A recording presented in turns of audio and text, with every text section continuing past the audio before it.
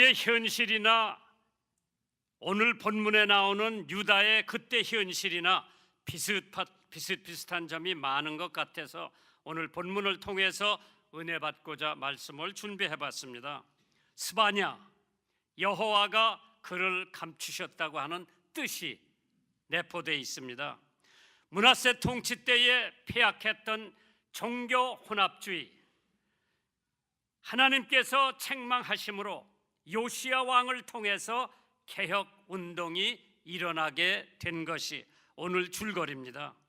여호와의 날, 이러한 명분으로 유대와 예루살렘의 악한 자들과 유대를 괴롭힌 이방 족속들에게 하나님의 무서운 심판을 받을 것이라고 하는 예언을 오늘 스바냐가 했습니다.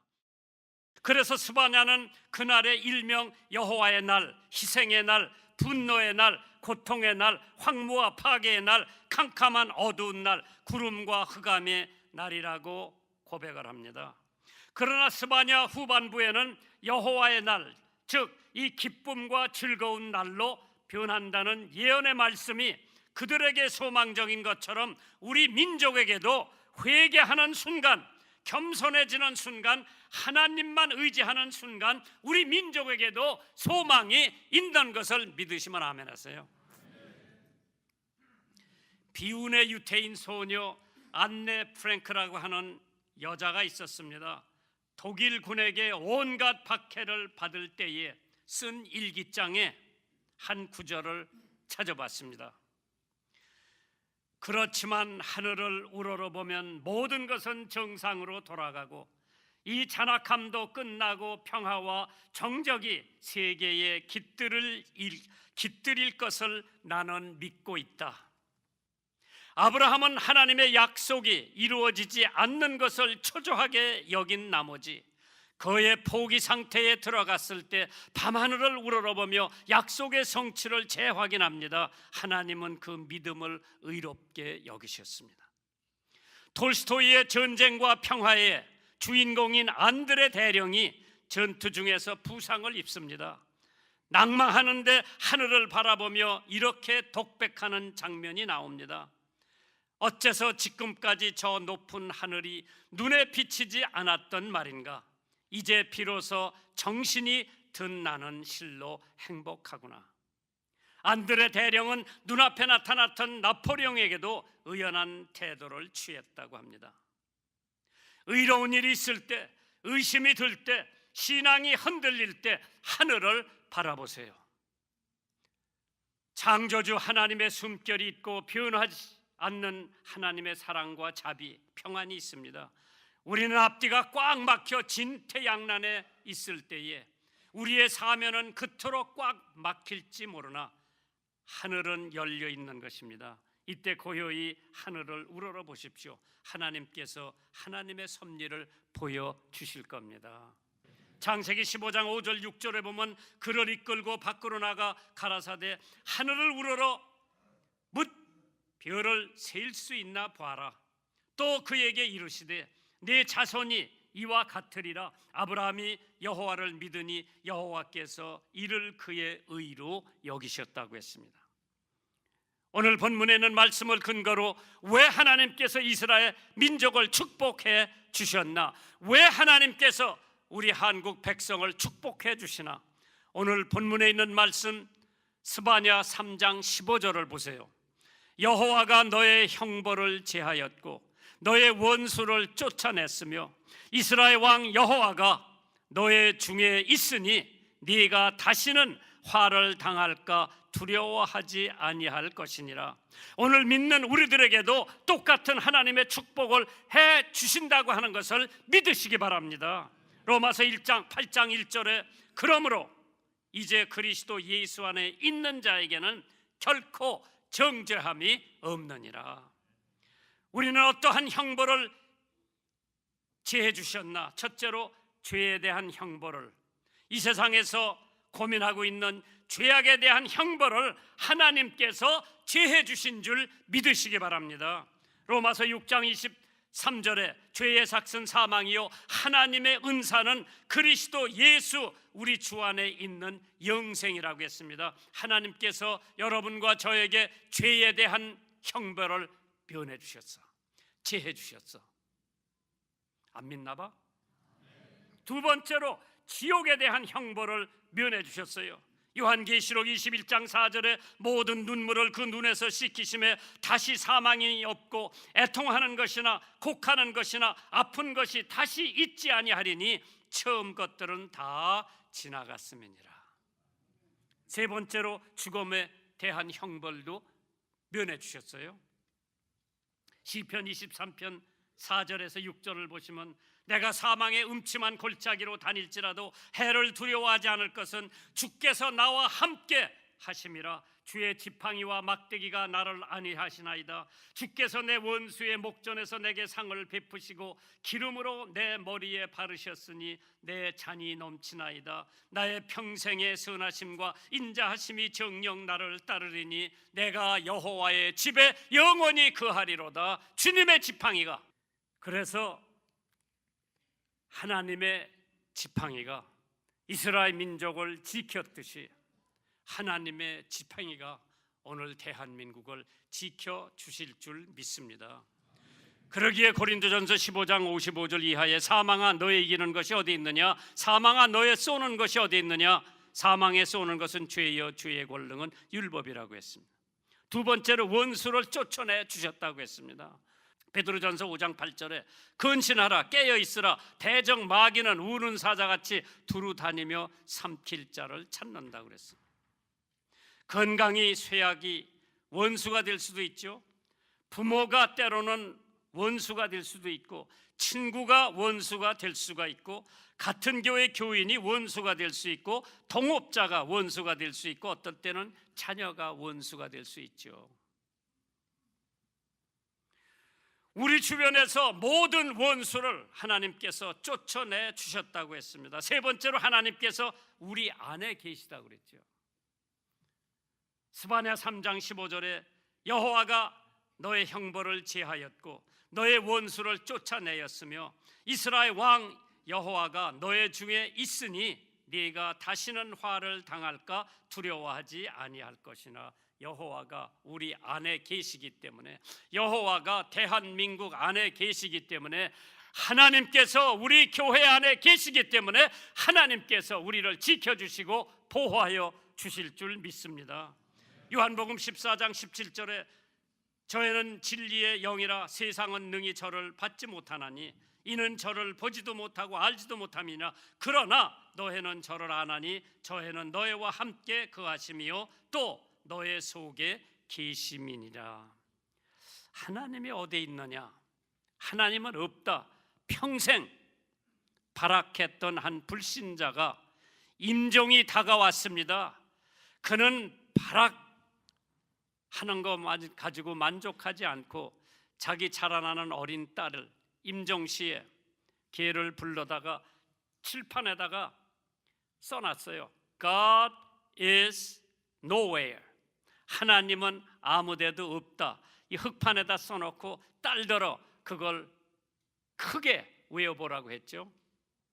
얼마 후에 그 딸이 돌아오자 자기 확신하는 바를 딸에게 인식시키고 싶어서 큰 소리로 그 글을 읽어보라고 딸에게 얘기를 합니다. 딸은 서슴지 않고 그 칠판에 써놓은 God is nowhere, 그걸 얘가 어떻게 읽었느냐고 하면은 God is now here, 그걸 띄었어.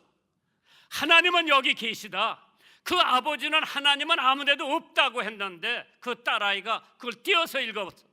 God is now here. 하나님은 지금 여기 계시다라는 말로 둔갑을 하고 말았으니 뒤통수를 한 대 맞은 아버지의 기분이 어떻겠습니까? 그 순간 그의 마음이 무너졌고 눈에는 눈물이 비오듯 흐르기 시작했습니다. 하나님께서 그의 마음을 강하게 역사하셨습니다. 말 한마디가, 찬송가 한 구절이, 성경 한 구절이 어떤 때는 우리 마음을 흔들어 놓습니다. 그때 이건 성령의 역사예요.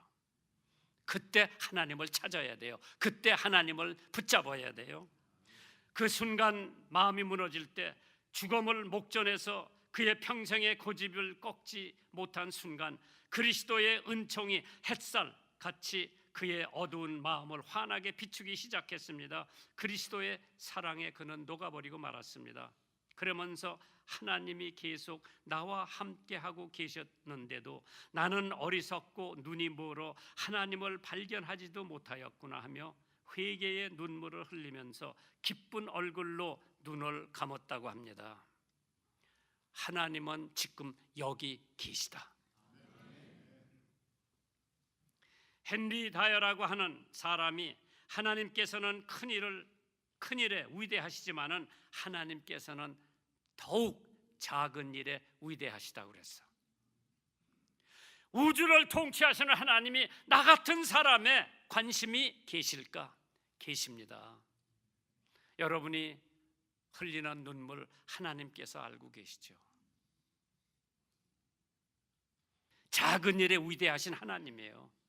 우주만 통치하시는 것이 아니라 내 눈물도 보시고 내 상한 마음도 보시고 꺾어지는 갈대도 보시고 꺼져가는 불도 끄지 않으시는 하나님께서 오늘 여러분들의 문제에 관심을 갖고 계신 것을 믿으시기 바랍니다. 네 번째로 화를 면케 해주신다고 했습니다. 스바랴 3장 15절 마지막 절에 다시는 화를 당할까 두려워하지 아니할 것이니라. 제일 큰 화가 하나님을 모르고 사는 화라고 할 수 있겠습니다. 창조주, 조물주를 모르고 사는 피조물이 얼마나 불쌍한가 한번 생각해 보세요. 노아를 홍수의 화에서 지켜주신 하나님께서 여러분들을 지켜주실 겁니다. 다니엘을 사자의 화에서 지켜주신 하나님께서 여러분들을 지켜주실 것이고, 엘리야를 아합과 이세벨의 화에서 지켜주신 하나님이 여러분을 지켜주실 겁니다. 마귀가 인간을 가장 조종하기 쉬운 상태가 화를 냈을 때라고 합니다. 그래서 분에 떠는 모습은 마귀를 가장 닮은 모습이라고 했습니다. 화가 났을 때 고요히 머리를 숙이고 십자가에 달리신 예수님을 바라보세요. 인자하신 주님의 얼굴, 원수의 죄를 용서해 주시기를 하나님께서 간구하시는 그 거룩한 주님, 우리를 위해 물과 피를 쏟아 주시고 십자가에 죽으신 주님을 생각할 때 우리의 화가 사라지고 녹아진다고 했습니다. 에베소서 4장 26절에 분을 내어도 죄를 짓지 말며 해가 지도록 분을 품지 말고 마귀로 틈을 타지 못하게 하라 말씀하셨습니다. 두 번째로 하나님께서 장래에 우리에게 해주실 것이 뭔가? 스바나 3장 17절에 나옵니다. 너의 하나님 여호와가 너의 가운데 계시니 그는 구원을 베푸실 능력자시라. 그가 너로 인하여 기쁨을 이기지 못하여 하시며 잠잠히 사랑하시며 너로 인하여 즐거이 부르며 기뻐하시리라 하리라. 우리에게 어떠한 선물을 주실 건가? 첫째로 구원하신다고 그랬죠. 그는 구원을 베푸실 전능자라고 하셨습니다. 우리가 구원 만난 것은 나 행위 때문에가 아니라, 내가 좋은 일을 해서가 아니라 예수 그리스도께서 십자가 공로로 죄사함을 받을 수 있는 것은 예수님께서 십자가에 피 흘려 돌아가셨기 때문에 그 예수님의 피의 공로로 내가 구원받은 거죠. 하나님께서는 기뻐하신다고 그랬습니다. 그가 너로 인하여 기쁨을 이기지 못하여 하시며 너를 잠잠히 사랑하시며 너로 인하여 즐거이 부르며 기뻐하시리라. 하나님께서 나 같은 사람 통해서 하나님이 기뻐하신다니 그러한 축복이 어디 있어요? 로마서 5장 11절에 이뿐 아니라 이제 우리로 화목을 얻게 하신 우리 주 예수 그리스도로 말미암아 하나님 안에서 또한 즐거워하느니라. 자녀가 잘 되고 대학에 붙어주면 얼마나 부모가 기쁩니까? 마찬가지로 우리가 하나님이 원하시는 대로 행하면은 하나님께서 얼마나 기뻐하실까? 세 번째로 하나님이 우리를 사랑하신다고 했죠. 하나님의 사랑으로 경악된 마음을 잠잠하게 해주시고, 하나님의 사랑으로 원통함을 잠잠하게 해주시고, 하나님의 사랑으로 실족당한 우리의 마음을 잠잠하게 해주신다. 찬송가 401장에 천성을 향해 가는 성도들아, 앞길의 장애를 두려워 마라. 성령이 너를 인도하시리니 왜 지체를 하고 있느냐. 앞으로 천성을 향해 나가세. 천성문만 바라보고 나가세. 모든 천사 너를 영접하러 문 앞에서 기다린다고 그랬어. 야, 이게 얼마나 축복이에요. 천사 한 사람이 나를 보호해줘도 축복인데, 내가 하늘나라에 들어갈 때 천사가 수천 명, 아니 수만 명이 대기하고 있는 장면을 한번 그려보세요. 하나님께서 우리에게 해주실 것이 무엇인가? 너를 잠잠히 사랑하신다고 했습니다. 저는 요한복음 마지막을 보면서 예수님이 돌아가신 지 사흘 만에 부활하시고 제자들을 만나서 베드로에게 3번 물어보는 질문이 있었습니다. 베드로야, 네가 나를 사랑하느냐? 베드로야, 네가 저 사람들보다 나를 더 사랑하느냐? 3번을 물어볼 때에 사랑한다고 고백을 했지만은 마지막 물어볼 때 베드로가 아마 한탄을 했을 거예요. 주님께서 제 마음을 아시고 제가 주님 사랑하는 것을 아시지 않습니까? 왜 베드로에게 예수님께서 3번이나 너는 나를 사랑하느냐 다짐을 하셨나? 예수님이 왜 베드로에게 3번이나 나 사랑하느냐고 물어봤는지 아세요? 나는 알아.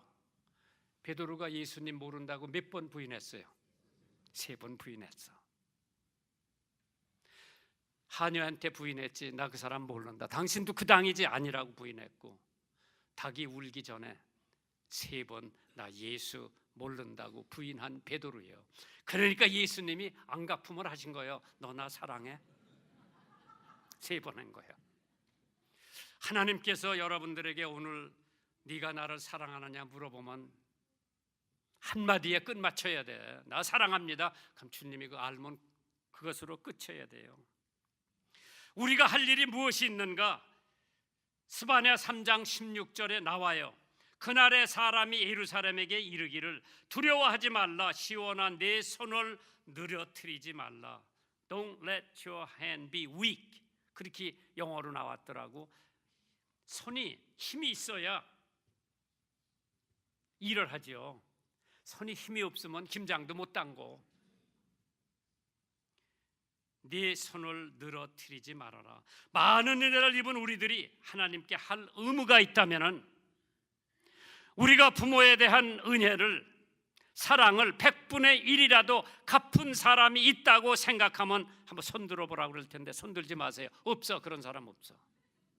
부모의 은공을 100분의 1이라도 갚은 자식 없어요. 나의 부모님께서 얼마나 자식절 달되라고 기도하셨나. 그렇기 때문에 하나님께서 내가 해드려야 할 일이 무언가. 스바랴 3장 14절에 나오죠. 시온에 따라 노래할지어다. 이스라엘아 기쁘게 부를지어다. 예루살렘 따라 전심으로 기뻐하며 즐거워할지어다. 우리가 할 수 있는 길은 하나님의 은혜, 하나님의 축복을 받았으면 이제 하나님을 향해 찬양하고 노래하고 감사해야 되죠. 시편 107편 15절에 여호와의 인자하심과 인생에게 행하신 기이한 일을 인하여 그를 찬송할지로다. 그가 이같이 큰 사망에서 우리를 건지셨고 또 건지시리라. 또한 이후에라도 건지시기를 그를 의지하여 바라노라. 세상의 모든 것들은 창조주 하나님의 영광을 위하여 지음을 받았습니다. 그러므로 꽃은 미와 향기로, 새는 노래로, 풀은 풀대로, 나무는 나무대로 모든 하나님의 찬양을 하고 있습니다. 그 중에 찬양하지 못하는 것들이 더러 있는데 돼지는 기껏 소리 질러봐야 배고프다고 화난 소리로 꿀꿀만 하죠. 타조나 칠면조는 노래소리를 못합니다. 왜? 너무 크기 때문에. 큰 새들은 노래를 하지 않습니다. 큰 동물들도 노래를 못합니다. 그러나 노래하는 것은 가나리아나 종달새, 굴뚝새 같은 작은 새들이 아름다운 노래를 부르게 됩니다. 사람도 마찬가지입니다. 명예나 지위가 너무 높아서, 덩치가 너무 커서, 재물과 학식으로 비대해져서 그 사람들은 제 소리를 내기 좋아하지, 조물주를 찬양하는 소리를 내기를 좋아하지 않습니다. 겸손하고 진실된 사람에게는 은은하고 아름다운 향기를 발견할 수가 있고, 그리스도의 은혜의 향기로 가득한 사람에게서 사랑과 은혜의 향기를 발산할 수가 있습니다. 위대한 수학자이며 천문학자였던 코페르니쿠스는 자신의 죽음을 맞는 운명의 시간에 다가왔을 때에, 주님, 나는 아무것도 아닙니다. 다만 주님 곁에서 십자가에 달렸던 그 강도에게 베푸셨던 용서의 은총만을 베풀어 주시옵소서. 기도의 향기는 하나님께로 발산한다고 했습니다. 영어에 수완 노래라고 하는 말이 있습니다. 이는 백조의 노래라는 뜻이죠. 백조가 죽을 때 부르는 마지막 기묘한 노래를 말하며, 이 말의 전의로는 이 세상에 남겨둔 선물 또는 절필 또는 최후의 공적이라는 의미로 사용되고 있습니다. 우리의 찬양의 수완송이 무엇인가 한번 생각해 보세요. 이사야서 43장 21절에 이 백성은 내가 나를 위하여 지었으나 나의 찬송을 부르게 하려 함이니라. 이것이 우리들의 수완송이 되어야 됩니다. 너는 잠잠하라. 너로 인하여 즐거이 부르며 기뻐하시리라. 너는 두려워하지 말라. 왜? 여호와가 너의 가운데 계시니. 돈을 사랑치 말고 있는 바로 족한 줄 알라.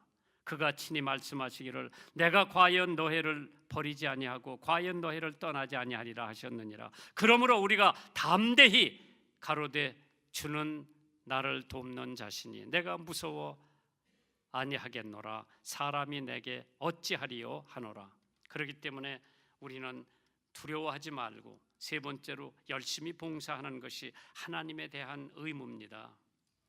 그날에 사람이 예루살렘에게 이르기를 두려워하지 말라. 시온아 네 손을 늘어뜨리지 말라. 네 손을 힘없게 하지 말아라.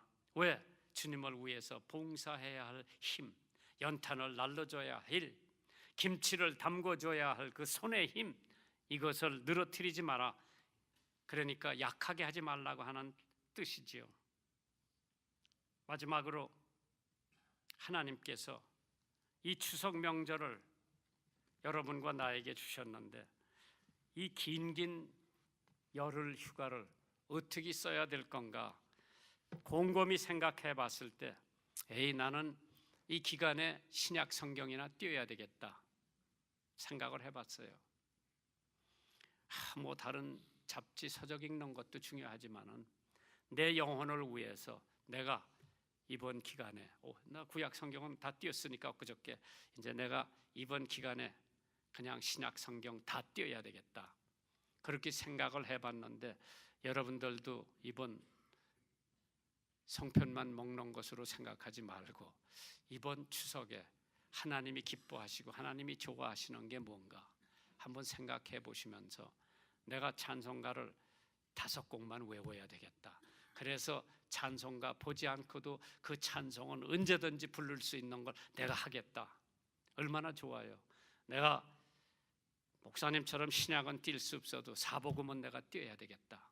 한번 생각해 보세요. 그러고 아름답고 복되고 건전하고 좋은 추석이 되기를 주님의 이름으로 축원합니다.